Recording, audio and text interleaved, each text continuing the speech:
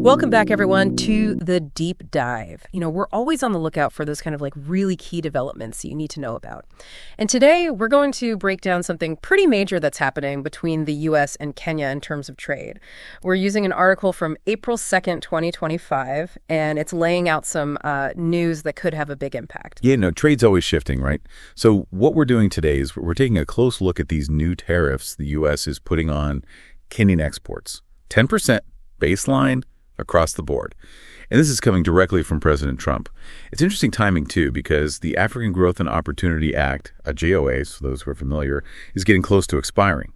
So this move from Trump, it's got the potential to really shake things up for Kenya's economy and its trade relationship with the U.S., which has been going on for quite some time. For sure. And this isn't small potatoes, right? We're talking about a lot of money here. Kenyan exports to the U.S., it's something like $109.7 billion, or if you think of it in U.S. dollars, it's about $784 million. All of that's now going to be hit with this 10% tariff. So what we're going to do is we'll unpack why this is happening, zoom in on which parts of Kenya's economy are going to be affected the most, and then try to get a sense of what the knock-on effects might be for everyone involved. Yeah. Exactly. It's the big piece of the puzzle when we're trying to understand how global trade's evolving, and particularly how the U.S. is engaging with African countries. Okay, so let's just start with the basics. This executive order from Trump that came out on April 2nd, 2025, what exactly did it do? Well, the bottom line is it put a 10% tariff on basically everything that Kenya sends to the U.S. And like we mentioned, the timing is key here because AGOA is on its way out. And for years, that act has given Kenya this huge benefit. A lot of their goods could go into the U.S. without paying any tariffs. That's a big advantage they're about to lose. So while the article doesn't say that AGOA ending is the only reason for these new tariffs, it's definitely a crucial piece of the background. You need to understand this. Got it. So basically a flat 10% increase across the board. Which parts of Kenya's economy are going to feel this the most? The article highlights a few really important ones. Textiles, that's a big one. And then you've got tea and coffee. These are all massive earners for Kenya when it comes to exports. And the key thing is they've all been benefiting from not having to pay those tariffs when they get to the U.S., thanks to AGOA. So now they're losing that advantage. It's a big deal for Kenya's traditional export powerhouses. All of a sudden they're not protected by AGOA the way they used to be. Yeah, that sounds like it could really throw a wrench in the works for those industries. What kind of consequences are we looking at here, both for the people who work in those sectors and for the businesses themselves? Well, there's a few potential outcomes here, right? Yeah. First off, it's pretty likely that we'll see less of these goods being exported because now they're going to cost more for American buyers. And if Kenyan products are pricier, there's a good chance that companies in the U.S. might start looking to buy from other countries where it's cheaper. So that's going to hit businesses here in Kenya because they're going to have to maybe produce less. And that could lead to job losses. People might lose their jobs in these sectors. And in the end, the businesses themselves are going to be bringing in less money. So it's like a domino effect. One thing leads to another, and it could end up hurting a lot of people's livelihoods. Right. If those Kenyan products are more expensive, American businesses might start looking for cheaper options from other countries. And then that ripples back here and hits Kenya pretty hard. Okay, so beyond those three big sectors, are there any other parts of the economy that are going to be hit by these tariffs? Oh, yeah. The article points to the pharmaceutical sector. That's another one that's worth noting because it's not small. Kenya exports about KSH 22 billion, or about 157 million US dollars worth of pharmaceutical products to the US each year. Think of things like vaccines, products related to blood, and all kinds of cultures used in labs and stuff. These are important medical supplies, and now they'll have that 10% tariff added on too.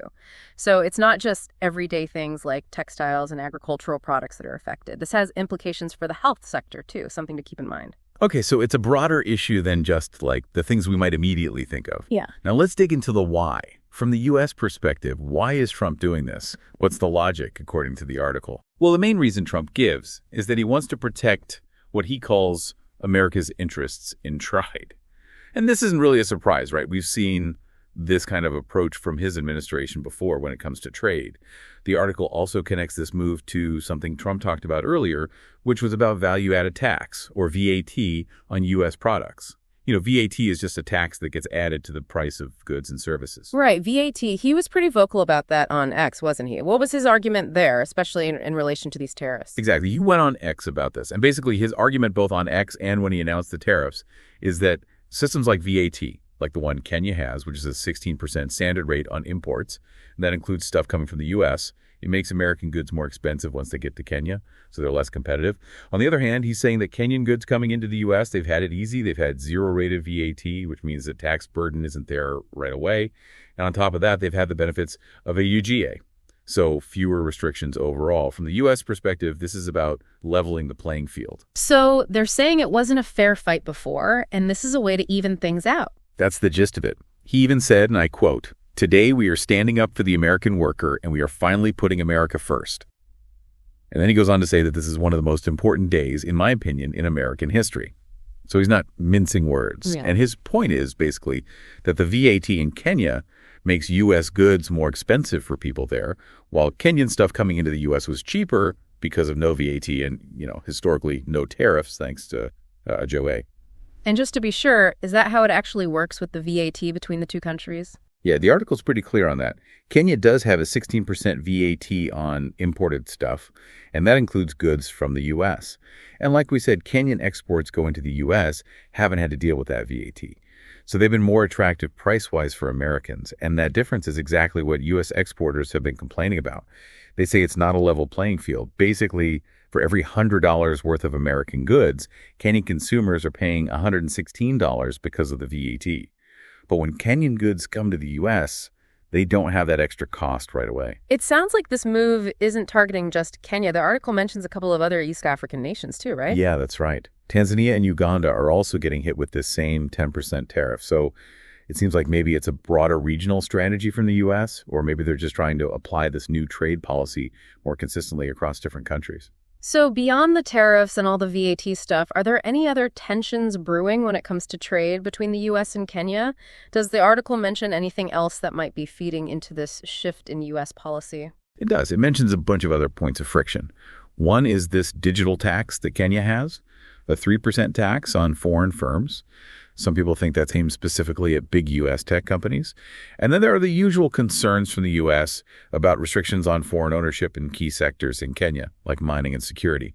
Plus, there's the issue of corruption in government procurement, which the U.S. has always brought up, and long legal processes, all that kind of stuff. And of course, there's the problem of counterfeit goods in Kenya and whether they're doing enough to enforce intellectual property rights. The U.S. is worried about that, too.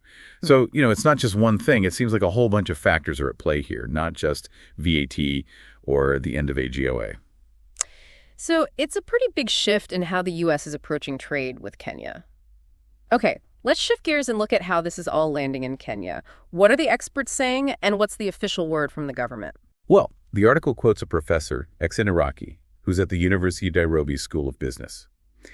His take is that Kenyan goods going to the U.S. are definitely going to get more expensive with this 10% tariff. And he thinks it'll probably lead to job losses, especially in places like the export processing zones. They make a lot of the clothes that have been going to the U.S. under AGOA. So that's in line with those consequences we talked about earlier. It is. Did Professor Iraqi have any other thoughts on how Kenya might respond to all this, or just this broader perspective? Yeah, he said, Kenyan goods and services will become expensive, and exports may fall with jobs lost along the supply chain. We may have to look for alternative markets. And he didn't seem too convinced that Kenya could fight back by putting tariffs on U.S. goods, like a tit-for-tat kind of thing. He thinks that might actually make things worse for Kenya. So his take is that Kenya might have to start looking for other countries to trade with more. So a bit of a cautious view from the academic side there, maybe even a little pessimistic. What about the government? What's their official position on these tariffs? Well, the government, speaking through the Trade Cabinet Secretary, Lee Kinyanjui, is a bit more optimistic. He said they think these tariffs are manageable. And his reasoning is that even with the 10%, Kenyan exports might still be competitive compared to what other countries are facing when they export to the U.S. He specifically mentioned countries like Vietnam, Sri Lanka, Bangladesh, China, Pakistan, and India. All those countries already have much higher tariffs on things like textiles. So his point is, yeah, 10% sucks, but it could be worse. they're still doing better than some of their competitors. So the government's saying it's an extra cost, but hey, it could be worse, right? Because some other countries are dealing with even higher tariffs already. Exactly. But even Kenyan admits that this 10% is still going to increase costs for Kenyan exporters. And he stressed that Kenya is going to have to make some changes in its supply chain, like investing in infrastructure, technology, and skills development. They'll have to adapt to this new situation. Adapt and overcome, right. Okay, what about the Ministry of Foreign Affairs? What are they saying about this whole thing? Well, the Foreign Affairs Principal Secretary, Career Singh Oe, basically said that maybe the impact on Kenya won't be that huge, big picture. He pointed out that 10% is actually one of the lowest tariffs that Trump usually slaps on. And he also mentioned that the government is going to try to get a waiver on these tariffs. So they're going to try the diplomatic route and see if they can negotiate their way out of this. Sounds like they're focusing on diplomacy and negotiation rather than, confrontation. Does any of the analysts weigh in on that approach from the government? Yeah, Professor Araki raised a really good point. He basically warned Kenya not to get complacent just because other countries are having a tough time economically. He said, one player should not win because other players are playing badly. What he means is that Kenya should be focused on making its own production better and being more competitive, rather than just hoping to win because its rivals are struggling with even higher tariffs. It's about building a solid foundation at home, not just hoping that everyone else does worse. That's a really interesting point. It's about playing the long game, not just taking advantage of someone else's bad luck. Okay, the article also looks at how Kenya's exports to the U.S. have been doing recently. What's the trend there? Well, the Kenyan National Bureau of Statistics, they actually show that exports to the U.S. were already going down, even before these tariffs came along. So in 2023, the total value of exports was KSH 64.3 billion. But back in 2022, it was KSH 79.9 billion. So there's a clear downward trend. And they're saying this drop is mostly because they're exporting less stuff like macadamia nuts and titanium ores. And what about those sectors that have been relying heavily on AGOA? How are they doing? Yeah, even those sectors, especially apparel and related products, they were seeing a decline too. They went from KSH 56.7 billion in exports in 2022 down to KSH 50.8 billion in 2023. Yeah. So basically, even before these tariffs, Kenyan exports to the U.S. were already facing some headwinds. And now these tariffs are just going to make things even tougher. So big picture, what's the key takeaway from all of this for our listeners? What's the bottom line when it comes to this whole U.S.-Kenya trade situation? The big thing to understand is that these new 10% tariffs, they're a big obstacle in the relationship between the two countries when it comes to trade. And it's going to directly affect a lot of key sectors in Kenya that depend on selling stuff to the U.S. We could see less exports and job losses in those areas. Now, the Kenyan government is putting on a brave face, saying it's manageable and they're going to try to get a waiver. But the experts are saying, hey, Kenya needs to focus on getting stronger economically and maybe finding some new markets for its exports. And this whole thing also shows how U.S. trade policy is changing. They're taking a more unilateral and transactional approach. They're not as focused on diplomacy as maybe they were before. It definitely gives us a lot to think about in terms of what the future holds for trade between these two countries. Thanks for breaking it all down for us. No problem. It's a situation that's still developing, so it's definitely something we're all going to have to keep an eye on. And a huge thanks to all of you for joining us for this deep dive. We hope this has given you a better understanding of what's happening with trade between the U.S. and Kenya and what it might mean going forward. Yeah, staying informed about these global shifts is super important in today's world, especially since we're all so connected. Absolutely. And before we wrap up, if you're watching us right now, we'd really appreciate it if you could hit that subscribe button. And if you found this helpful, please give us a like, share it with your friends, and let us know your thoughts in the comments. We really want to hear from you. And if you're catching us on another platform like Facebook or TikTok, head over to YouTube and search for FMKE News. We've got loads of content there. Politics, sports, spirituality, current events, research, you name it. It's so important to engage with different perspectives on these kinds of topics. Couldn't agree more. And to all our loyal followers, thank you so much for sticking with us. We really appreciate you being part of the Deep Dive community. Please keep on digging deep into this issue and all the other major developments happening around the world. Stay curious, everyone, and keep learning. And on that note, we're going to sign off for today. But before we go, we'll leave you with one final thought. With these tariffs now in place and AGO about to expire, what do you think are the most critical things Kenya needs to do right now to make sure its economy keeps growing in a sustainable way? And how can they make sure they've got strong, beneficial relationships with other countries when it comes to trade? It's a complex landscape out there. We'd love to hear your thoughts in the comments. Until next time, take care.